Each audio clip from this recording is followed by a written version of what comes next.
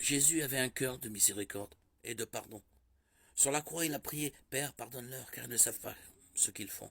Luc 23, 34. Jésus était plein d'amour dans ses relations. Par exemple, Jean 11, 5 dit, Or Jésus aimait Marthe et sa sœur et Lazare, Jean 11, 5.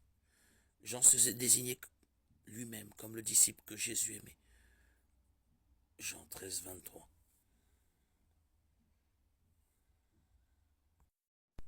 Jésus était sérieux et ciblé. Il avait une mission dans la vie et ne s'en est jamais écarté. Connaissant le poids de cette mission et la brièveté du temps, son attitude était celle d'un serviteur. Il est venu non pour être servi, mais pour servir. Marc 10, 45. La bonté et le désintéressement caractérisent sa personnalité.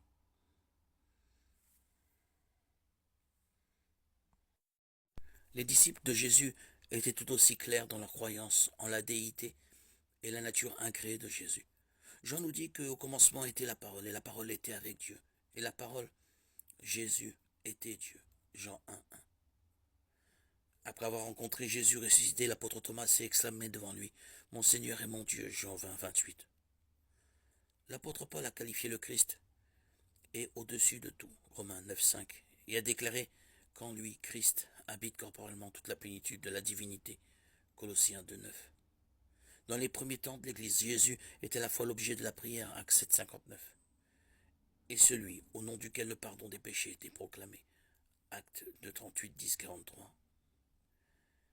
Après avoir interrogé des chrétiens sous la menace de la mort, l'administrateur romain Pline le Jeune écrit dans sa lettre à l'empereur Trajan, vers 110 après Jésus-Christ, que les chrétiens avaient l'habitude de se réunir à un certain jour fixe, avant le lever du jour, et de chanter en vers alternés un hymne au Christ comme à un Dieu.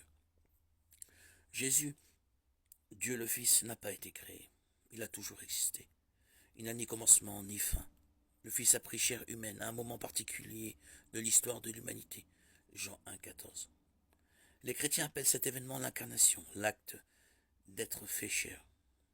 Cet acte a fait partie intégrante de notre salut. Galates 4, 5. 2 Corinthiens 5, 21. Hébreux 9, 22. À partir de l'incarnation, le Fils éternel et incréé est à la fois véritablement Dieu et véritablement homme. Mais il n'y a jamais eu de temps où le Fils n'existait pas. Il n'a jamais été créé. Jésus a toujours été et restera jamais notre grand Dieu et Sauveur. Tite 2, 13. Les événements entourant la résurrection de Jésus peuvent être difficiles à reconstituer. Il faut se rappeler deux choses. Premièrement, la nouvelle de la résurrection de Jésus a suscité beaucoup d'excitation à Jérusalem, et dans le chaos qui s'en est suivi, beaucoup de gens ont pris des directions différentes.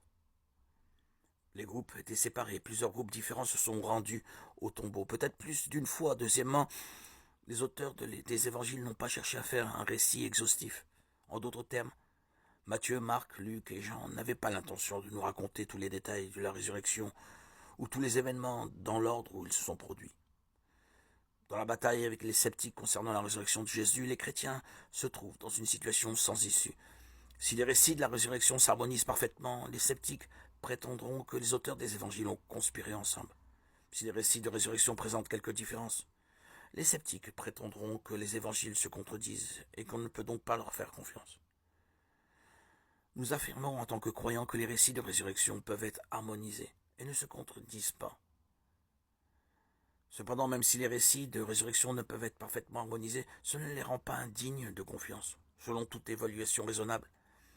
Les récits de résurrection des 4 évangiles sont des témoignages de témoins oculaires extrêmement cohérents.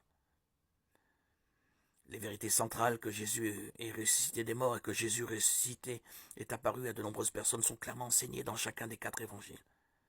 Les incohérences apparentes se trouvent dans les questions secondaires.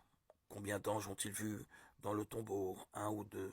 Peut-être qu'une personne n'a vu qu'un seul ange, tandis que l'autre en a vu 2.